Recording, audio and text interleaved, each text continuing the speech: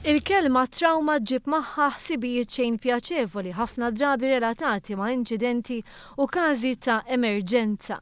Għal 28 student fih dan il-Fakultà tal-Mediċina u l-Kirurġija fl-Università ta' Malta, każijiet ta' trauma saru opportunità ta' tagħlim.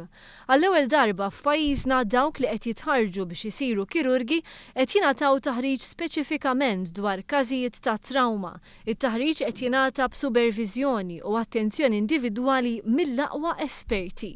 Zewg kirurgi Antonello Forgiona mill-Isptar Nigwarda f'Milan u Nikhal Misra minn Aintree University Hospital fl-Ingilterra jinsabu hawn Malta speċifikament biex iħarġu lill-istudenti Maltin.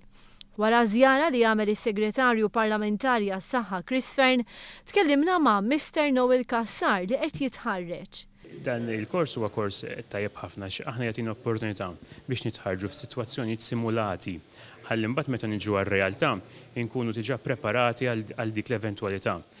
Il-kirurgu Nikhal Misra deskriva lill-istudenti Maltin bħala għaċċana għat-tagħlim.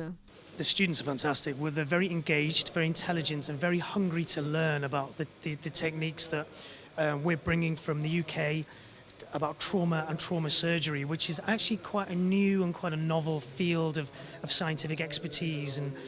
L-istudji tal-kirurġija f'każi ta' trauma kif stqar magħna il-kirurgu huma relattivament ġodda.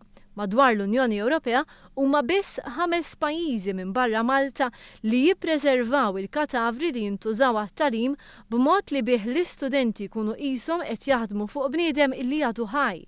Staqsejna lill-kirurgu kif iqabbel l-istudenti Maltin ma' dawk Ingliżi. The students I've taught in England and in Malta are exactly the same. In terms of their ability, in terms of the experience, there is no difference whatsoever. Il-kirurgi esperti jinsabu Malta għal jumejn. Staqsejna jekk huwiex biżżejjed żmien għat-tagħlim u x'empjanat għal ġejjieni. No, it's not enough, but it's a start and it's an excellent start. So we have given them an opportunity that I never had when I was a student. So I think very much to learn from it, and the plan is to come back on a regular basis and teach the next generation of Maltese surgeon. Ta' kull sena fl-Università ta' Malta 8 tobba jibdew it-taħriġ sabiex jispeċjalizzaw fil-kirurġija.